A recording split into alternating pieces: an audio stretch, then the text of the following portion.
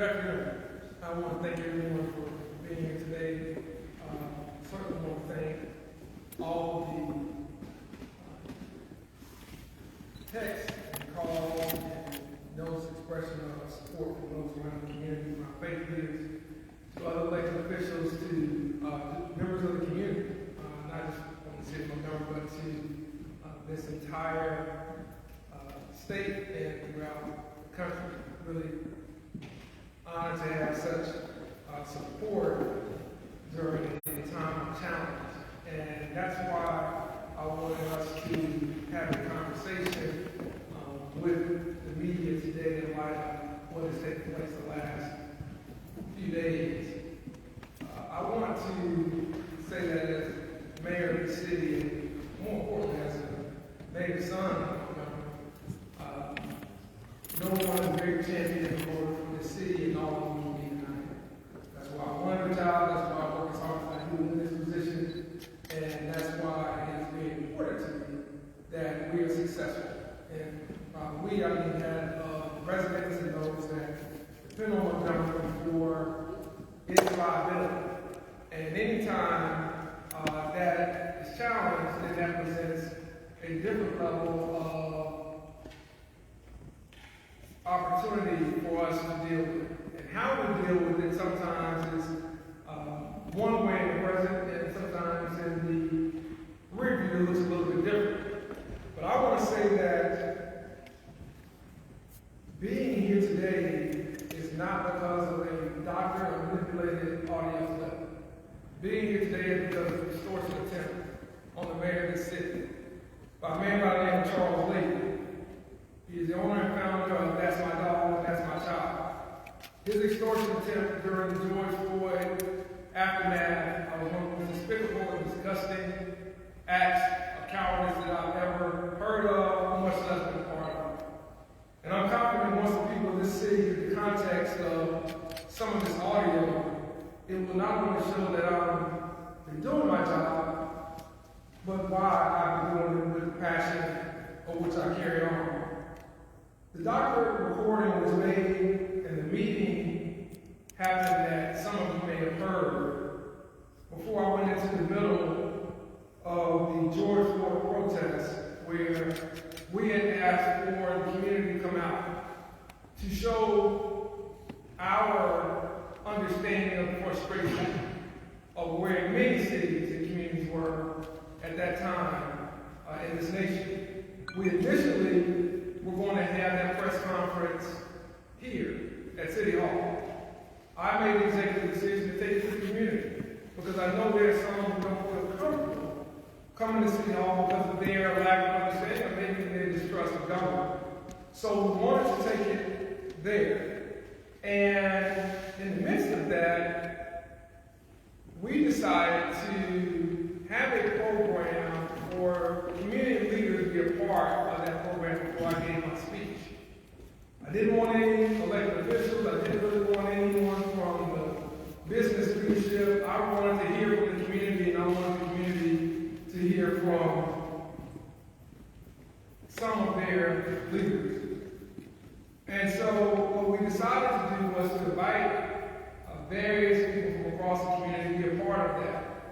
And again, this was all hastily done because it was a matter of tense moments during that time. And I think if many of us can recall, there were cities going up in flames, and there was a lot of damage and civil unrest being done across communities, and we were all preparing for it. And so to say that the level of tension was high is an understatement. And so it was high for many days from those of us who first witnessed the video, as I did on social media, the morning that it was posted, all the way through the protests that we had here in Montgomery. And so it was a tough day, but we decided to reach out to some communities and ask others for names. And one of the names that was mentioned was Charles Lee.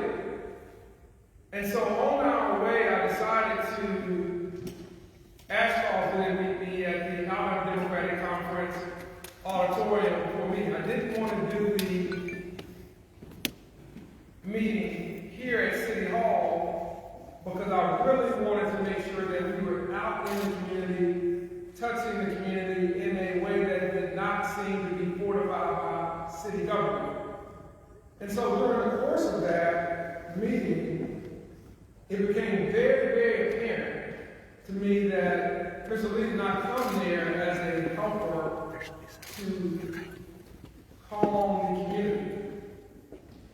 He came out of an interest in personal gain.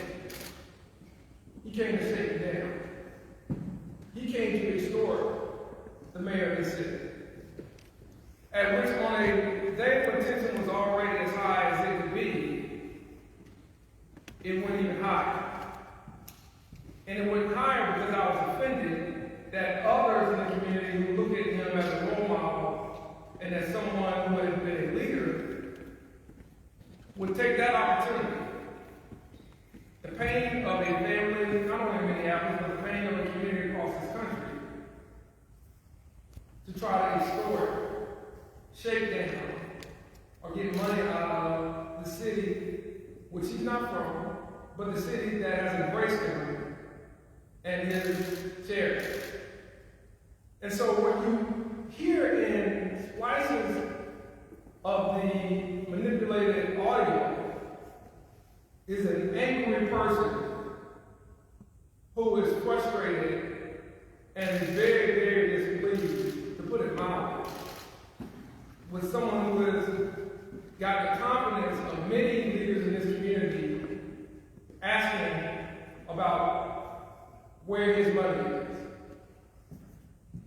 and where is the $30,000 that reportedly was promised to him by a previous administration. And so you hear me frustrated, you hear me angry, and you hear a level of tension in my voice that most people probably won't hear because we aren't in that position. And at the time, looking back, and I thought about this almost immediately, I should have gotten up. I didn't leave because I didn't want to walk out on a community leader who may have said something in there, may have gotten over his skis a little bit, on a day when we had the potential for major unrest. However, it was further in that conversation, which did not include the audio, that Mr. Lee then said what would happen if he didn't get any money, if he wasn't paid. Not only electorally as it relates to black votes and white votes, but what would happen to the city. And so, in the moment, my outrage grew even more, because now it went past the fact of money for me and my organization. It went to what I'm willing to do to burn this city down, to be a gaslighter. And that, during that time, was a very offensive approach, and it was something that really, to be honest with you, called into questions of my manhood. And probably outside of this position, I would have taken a different approach to someone during that time bringing that up. And so what we heard was verbal frustration and anger at someone who was literally taking the opportunity, so much pain in this country, to use it for their personal profit. There was no one else in the room but one person that Mr. Lee brought with him. I think he was there for part of the time. There were no other leaders or activists in that particular meeting. And so, after that conversation, we had to go over to E.D. Nixon Elementary School, where we were met with many community members who were outraged and frustrated. And we gave a speech that I put together about understanding the need for more trust and transparency between our police department and our community. I apologize then for those that had not had the same opportunities that many others have had, and we allowed Mr. Lee to speak on that program. and only out of the interest of the overall goal of staying with those who thought that he would be a good advocate for the community, did I allow him to speak. I decided not to prosecute at that time because I believed, after talking to community leaders and civic leaders, that it was the right thing to do. I was wrong. We should have prosecuted then, and we should have called into question what Mr. Lee's motivations were. However, it would not be until sometime later that we learned that there was an audio recording, which I never knew about at the time. And at that time, Mr. Lee again asked for money in exchange for destroying the tape. Now, as an officer of the court for almost 7 years, I know what that is. And I'll be willing to testify under oath to what exactly happened, not on that day, but in subsequent days when this tape was shot to many outlets, and it was shot for sale as a way to extort this city and the mayor of the city. I talked with elected officials, and I talked with other civic leaders who asked me not to move forward because of the good they thought he might be doing in the community. Well, I think that looking at it now, we can see that probably was not the right step to take. They had been fooled like many others in the community, and they didn't know that they were dealing with a hustle, a shyster, and a lie. And that's who many have been dealing with when it comes to Charles Lee. And so when you hear a manipulated doctor audio clip that has me talking as if I'm talking to myself, ask the question, why was this person recording? Who else do they record? What was the overall intent of the recording?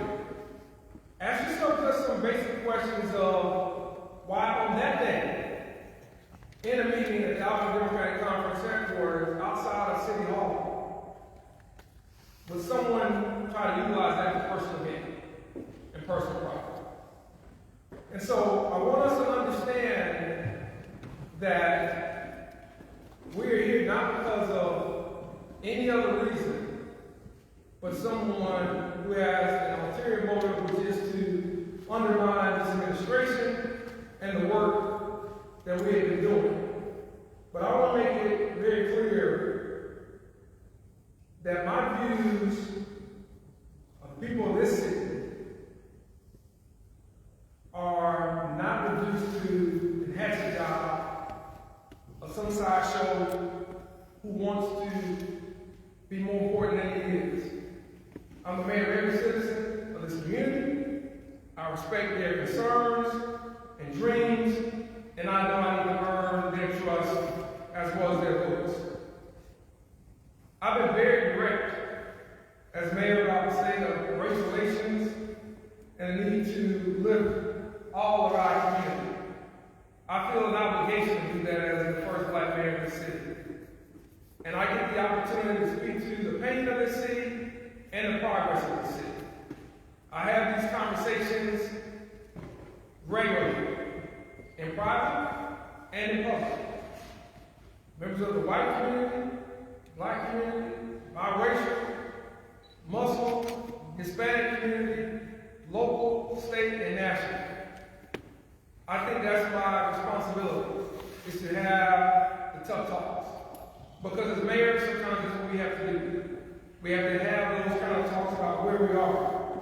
And so while I regret some of the bad language that is not public, part of the extortion attempt was that I needed to give Mr. Lee this money in order to help get white votes and black votes.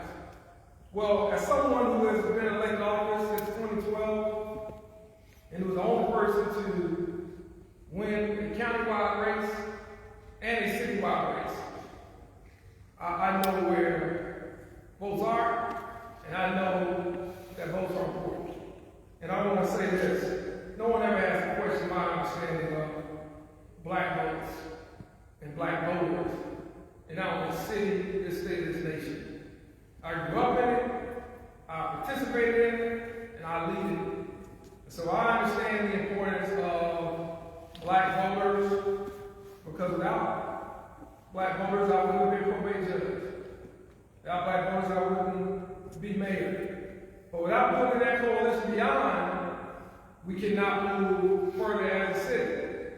We wouldn't have had a multiracial, multicultural, 67% percentage of voters with just black voters.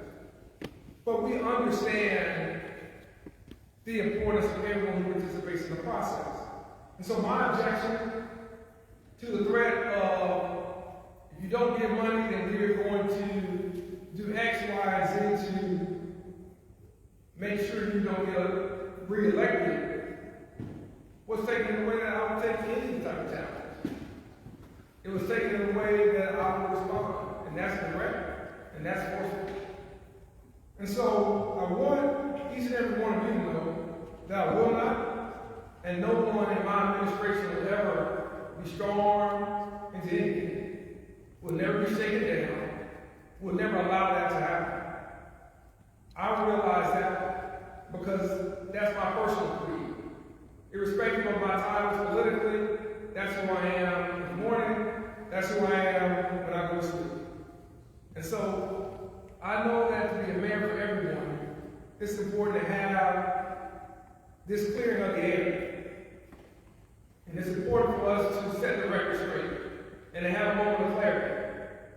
Because when you take a manipulated audio clip and you take something that's been chopped and screwed, as we used to say, you take something that's been remixed and hijacked and you purport it to be authentic, that's not only dangerous for me as a mayor, that's dangerous for any elected official, any public official, and anyone else who's in a private conversation with someone who may have ulterior motives.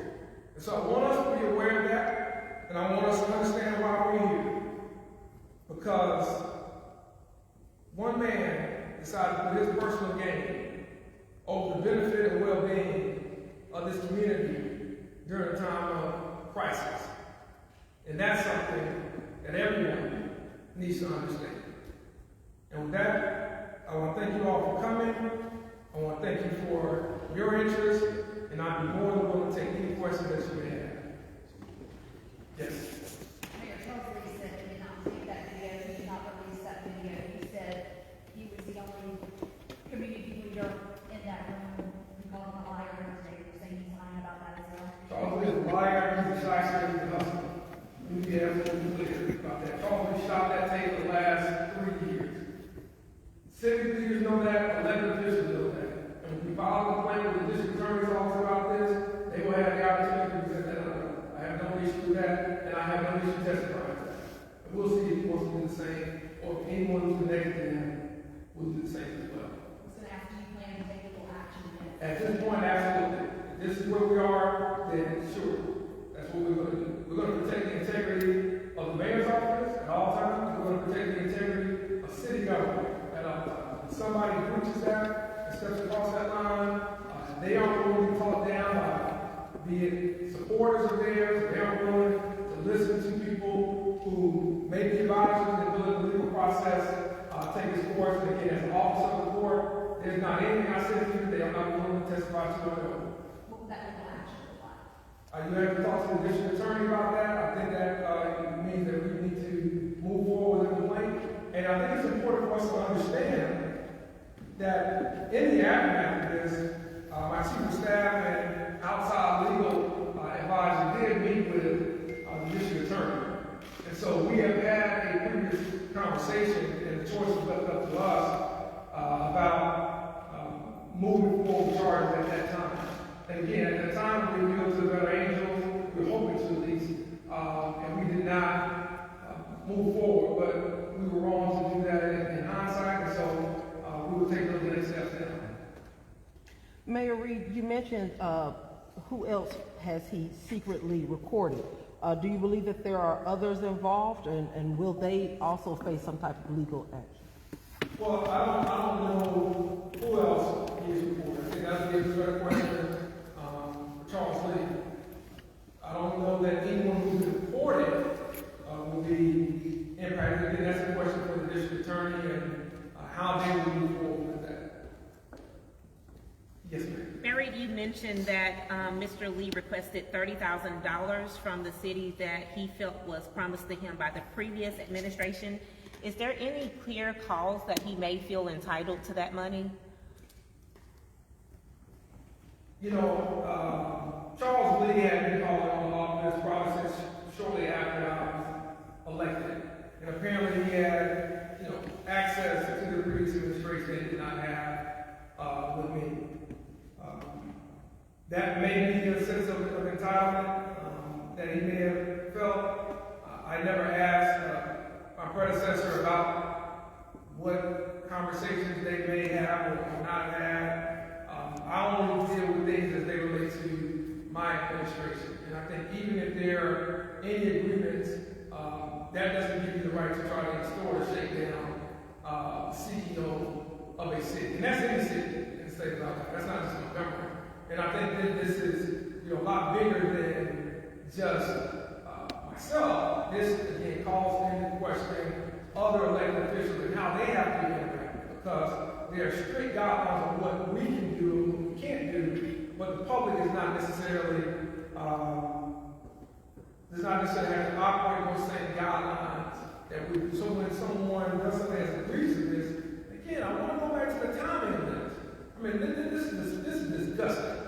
When you consider what was going on, and for any of you in the media, you go back and look at what you were writing and you were sharing on social media on that day, and I think that we'll understand why, again, tensions were as high, you know, as they were. The incident itself was bad enough. The uncertainty of what was happening in communities had not reached that level in decades in most cities. And so I think when you consider a person that had been held out, reported to be a leader, to go to that length of bringing up something they may have felt was owed to them. The city of Montgomery doesn't owe any nonprofit anything. Let me be very clear, not one.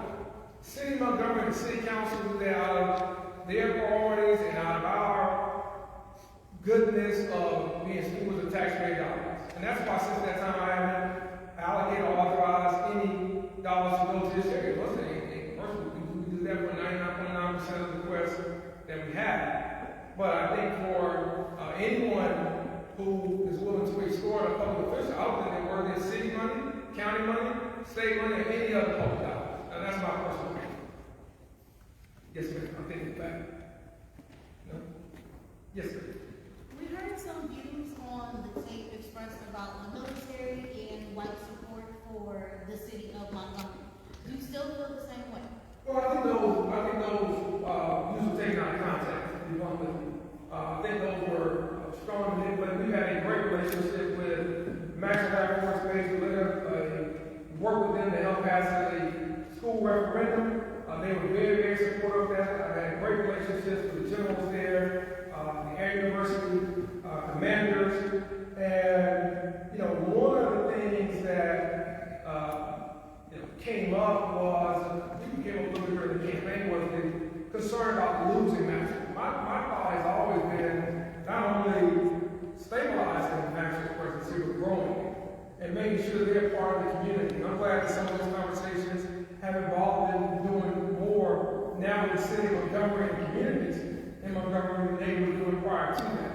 And so we value their presence, we understand the impact, and we certainly respect and appreciate the service of all of our men and our armed forces here, whether it be the Maxwell, Gunner, the Air National Guard, and so forth. Yes, sir. Mayor, given in the context of that, why did you say what you said on the tape about not caring about Maxwell, or the comment that you made? They can do something that I care about. They will do something about Maxwell. Well, I don't think that was a complete statement.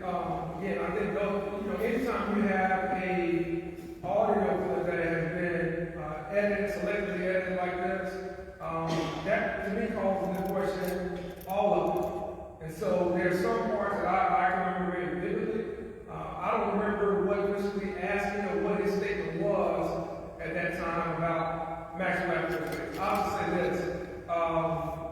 My wife's uncle was a former 4-star general. There are a lot of black Air Force 4-star generals in the history of the Air Force. My brother-in-law went to the United States Air Force Academy. I got to know General Cotton, who's now a 4-star general in the Air Force while he was here. General Hacker, and now getting to know General Thomas.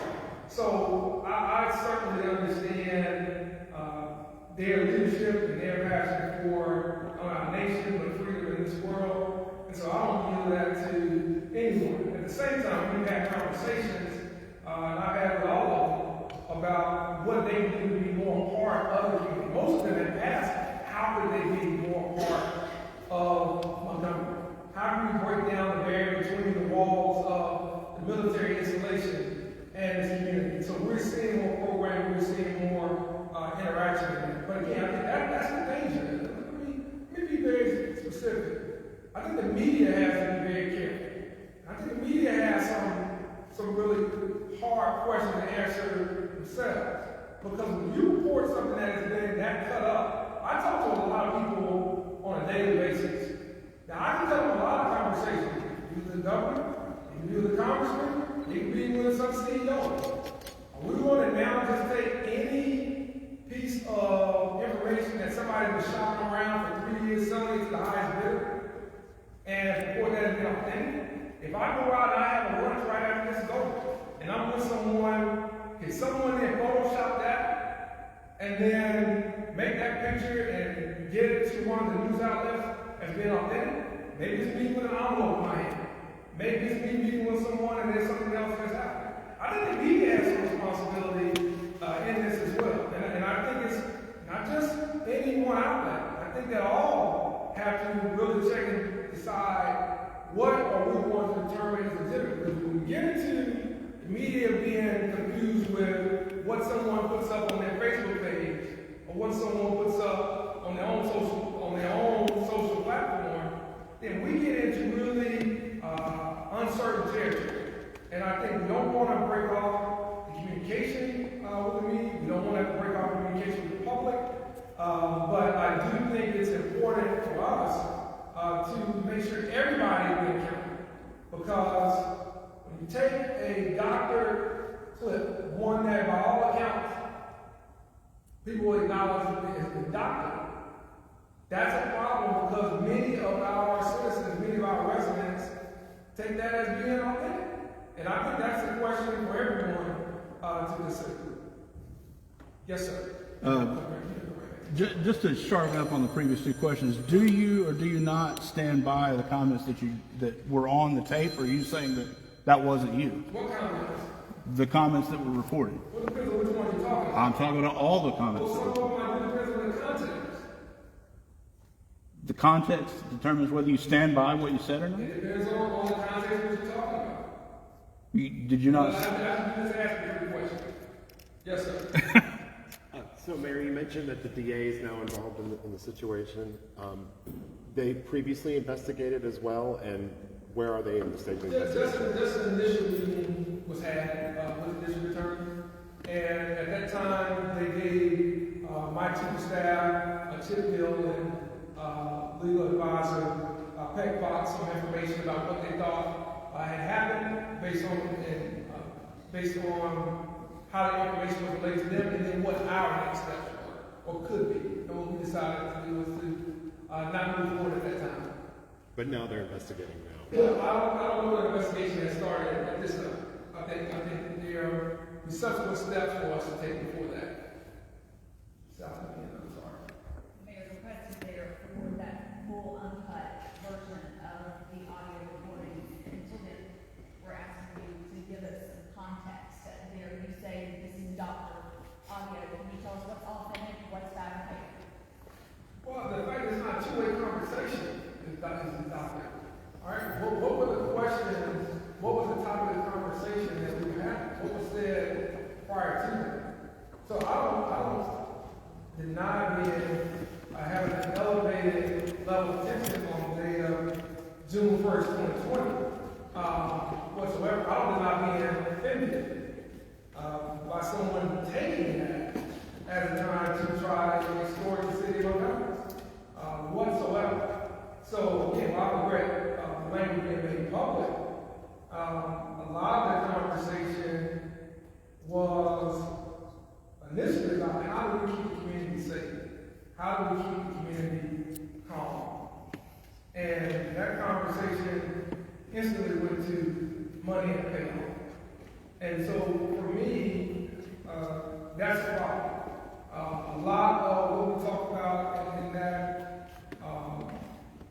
meeting got outside of the realm of the day's events, which were protests around the murder of George Floyd, and got into other things that were happening, who said what and who said this and that, or what would happen if you don't do this, or what would happen if you don't do that. So listen, in hindsight, 3 years in, as I am now, I would have gotten enough at the first mention of money. At the time, my thought was, well, I don't want to cut this meeting short with a community leader, because I don't want to make any different than I would a CEO or any other leader in the community. And so we talked, and the conversation got animated back and forth. But for some reason, his statements and questions aren't on the audio. So I think we just have to kind of keep that in mind. Are you calling on Charles Lee to release the full audio from start to finish, or does the city have the audio? I'm sorry? Are you calling on Charles Lee to release the full audio from start to finish, and or does the city have the I audio? would call Charles Lee whoever his soul was put to that has the full audio clip. So whoever had bought it and whoever paid him for it to host it, that's what I would call him after that. So maybe it'll magically be after 3 years. So you would like the full audio to be released? Absolutely. Yes, ma'am. Also, Mayor, you mentioned that Mr. Lee essentially tried to blackmail either you or the city. Could you elaborate on some of the requests that he made, that if you didn't give him the $30,000, he would do A, B, C? That was everything from, we'll make sure that, you don't get any black votes or in the community, but we'll tell the folks that you aren't doing what you said you were going to do, to tell Karen Jones, tell everybody we're going to burn the city down. We need to tear everything up on that day. And so those were some of the statements that were made along with many others. Yes, sir. One more, Mayor. Okay. Somebody, I'm sorry. Some members of the city council have already expressed some approval of what you said. How are you going to kind of work to earn back their trust and work with them? Well, I don't know if I heard disapproval. I would just ask them to think about where things are now they've heard the full story. None of them asked me the full story.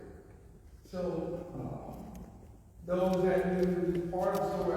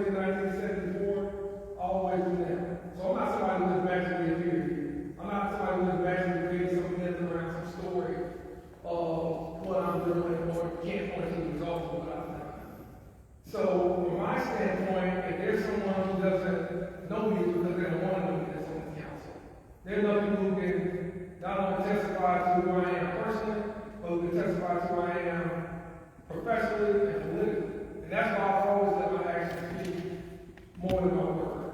Because I think